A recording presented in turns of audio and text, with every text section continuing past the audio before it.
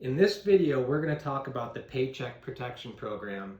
And over the last 2 weeks, you've probably spent a lot of time getting your application ready. My name is Chris Passmore. I'm your middle market CPA. So you've submitted your application. You worked with your bank. You put your documents in. Maybe you signed your notes payable. Now you're waiting for funding. So let's talk about the next step, forgiveness. This is the best part about this program. Part of this loan at the end is completely forgiven by the government and you do not have to pay that back. That is basically a grant.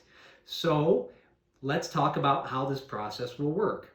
As soon as you receive your funding, which I'm glad to announce several of my clients have started to receive funding, so money is coming.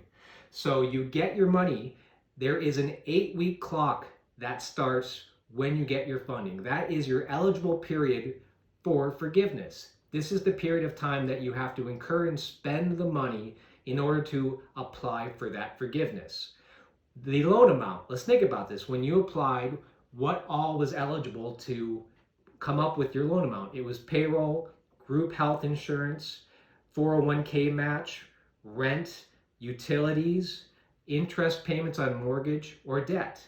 Well, guess what? Not all of that is forgivable. So what is forgivable? It's payroll, it's rent, it's utilities, and it's interest payments on mortgage obligations.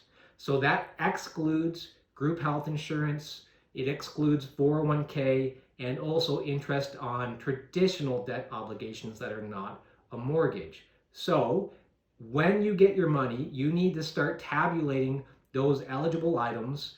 And at the end of the 8-week period, first make sure you've spent everything you can, and then you apply for forgiveness with your bank. They will most likely audit the forgiven amounts, meaning you'll have to provide payroll support, maybe rent invoices, maybe utility invoices, mortgage statements.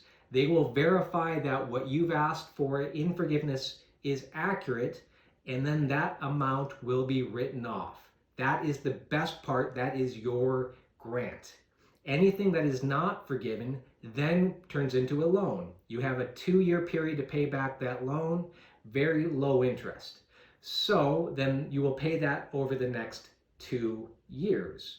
So thinking about this forgiveness, one other important point is that not more than 25% of the forgiven amount can be applied towards non-payroll items, for example, rent. So if you have a loan for $1 million, at least $750,000 has to be payroll related.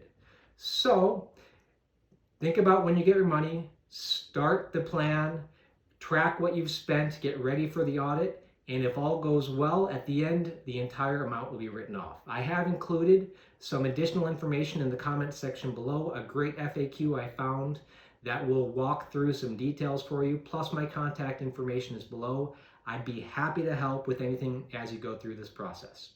Thank you.